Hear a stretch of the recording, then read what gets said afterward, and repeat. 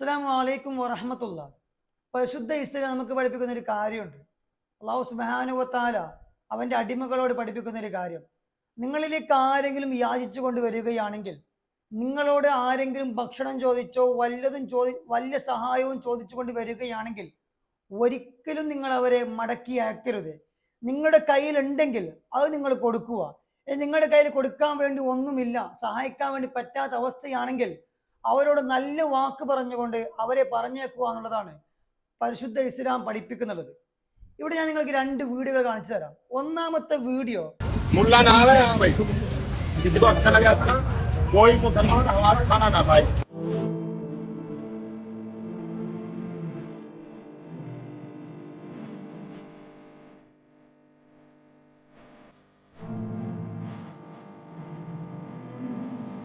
തന്നോട് ഭക്ഷണം ചോദിച്ചുകൊണ്ട് വരുന്ന ആളുകളോട് മതം ചോദിക്കുകയാണ്.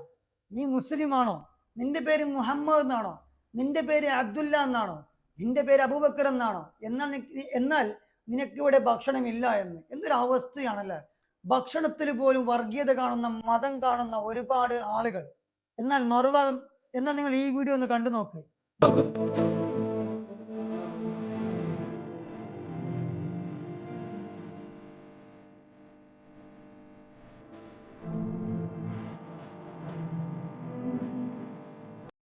ഈ മുസ്ലിം ആയാലും ശരി, ക്രൈസ്തവനായാലും ശരി, ഹൈന്ദവനായാലും ശരി, മതമുള്ളവനായാലും ശരി, മതമില്ലാത്തവനായാലും ശരി, എങ്ങനെ ജീവിക്കുന്നവനാണെങ്കിലും ശരി, നിനക്കിവിടെ ഭക്ഷണമുണ്ട് എന്നുള്ളതാണ്.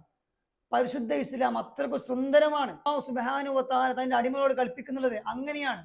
പ്രവാചകർ സല്ലല്ലാഹു അലൈഹി വസല്ലമ തങ്ങൾ പറയുന്നുണ്ട്, നിന്റെ അയൽവാസി അമുസ്ലിം ആണെങ്കിൽ പോലും അവൻ വിശന്നിരിക്കുന്ന സമയത്ത് നീ വയറ് നിറക്കുകയാണെങ്കിൽ നീ യഥാർത്ഥ വിശ്വാസിയല്ല എന്ന് അങ്ങനെ പഠിപ്പിക്കുന്ന സുന്ദരമായ മതമാണ് പരിശുദ്ധ ഇസ്ലാം എന്നുള്ളത്. ഞാൻ ഒരിക്കലും ഇവിടെ മതം പറയാൻ വേണ്ടി വന്നതല്ല. ശരിക്കും പറയാം, ഇത് കണ്ടപ്പോ വല്ലാതെ സങ്കടമായിപ്പോയി. എന്തൊരു അവസ്ഥയാണല്ലേ!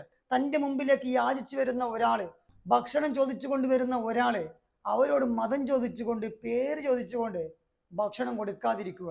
മുസ്ലിം ആണെങ്കിൽ ഭക്ഷണമില്ല, മറ്റവരാണെങ്കിൽ ഭക്ഷണമുണ്ട്. എന്തൊരു അവസ്ഥയാണ്!